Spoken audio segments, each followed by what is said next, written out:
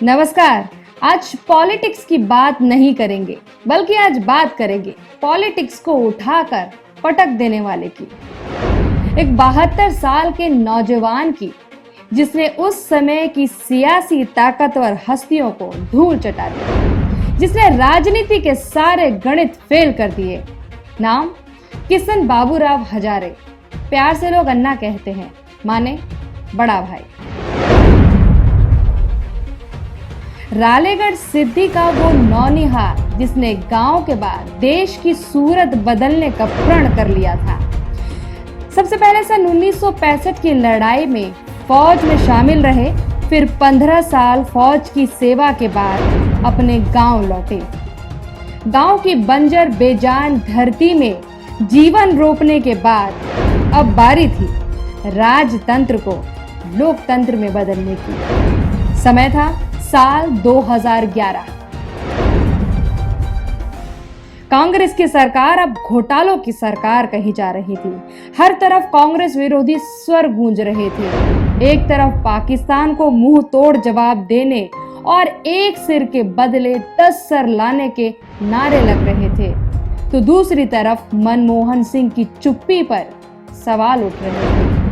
कहीं कांग्रेस की आलाकमान सोनिया गांधी और बेटे राहुल गांधी पर नेशनल हेराल्ड केस के आरोप लग रहे थे, और सोनिया गांधी के दामाद रॉबर्ट वाड्रा भी आए दिन खबरों की सुर्खियां बटोर ही लेते थे।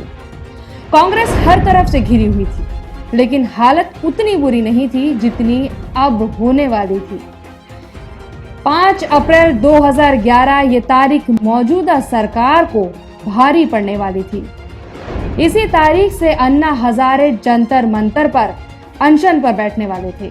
मांग थी जन लोकपाल बिल।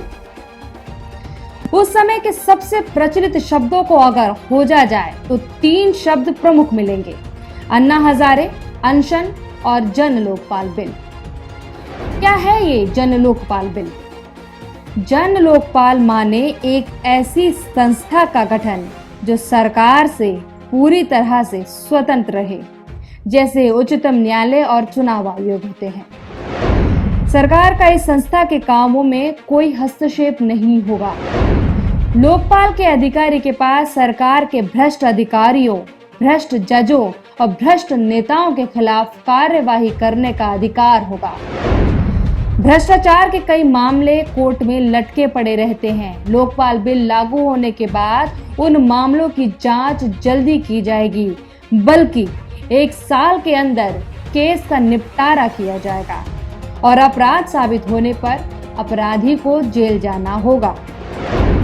लोकपाल के अधिकारी जनता और न्यायाधीशों द्वारा चुने जाते हैं। तो ये था वो लोकपाल बिल जिसकी मांग को लेकर अन्ना हजारे अनशन पर बैठने वाले थे। 5 अप्रैल की सुबह ही अन्ना और उनकी टीम, जिसमें अरविंद केजरीवाल, किरण बेदी और प्रशांत भूषण के साथ स्वामी अग्निवेश शामिल थे, अनशन स्थल पर पहुंच गए। ऐसा नहीं था कि अनशन से पहले सरकार से बात करने की कोशिश नहीं की गई।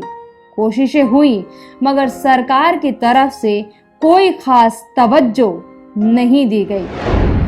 कई बार अन्ना हजारे ने खुद उस समय के पीएम रहे डॉक्टर मनमोहन सिंह को चिट्ठी लिखी थी, जिसका जवाब अन्ना को नहीं मिला।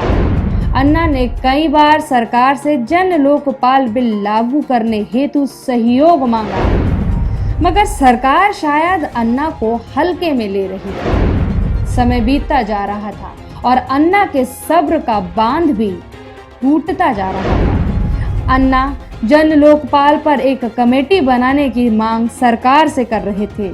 अन्ना और उनकी टीम ने सिविल सोसाइटी के लिए बराबरी की हिस्सेदारी की मांग की थी, जिसके मुताबिक जन लोकपाल के मसौदे को तैयार करने वाली कमेटी में 5 सदस्य सिविल सोसाइटी के होने थे और 5 सदस्य सरकारी पक्ष के।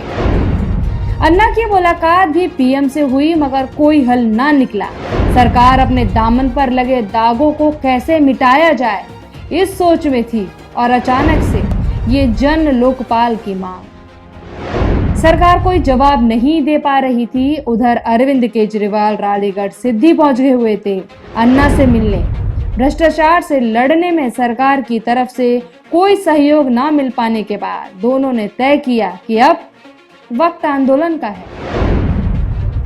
इस दौरान प्रधानमंत्री मनमोहन सिंह ने मुलाकात के लिए भी बुलाया, मगर सरकार का रुख साफ था। वो चुनावों से पहले कुछ भी नहीं करना चाहती थी। टीम अन्ना के लिए अब और इंतजार करना मुश्किल था। अन्ना अनशन के लिए दिल्ली आने वाले थे। इसके लिए फेसबुक, ट्विटर के साथ साथ एसएमएस कर लोगों को अन्ना के अनशन से जोड़ा जाने लगा। जिन नेताओं को केवल टीवी पर बड़े बड़े वादे करते सुना था, अब उनसे सीधे सवाल करने का मौका जनता के पास था।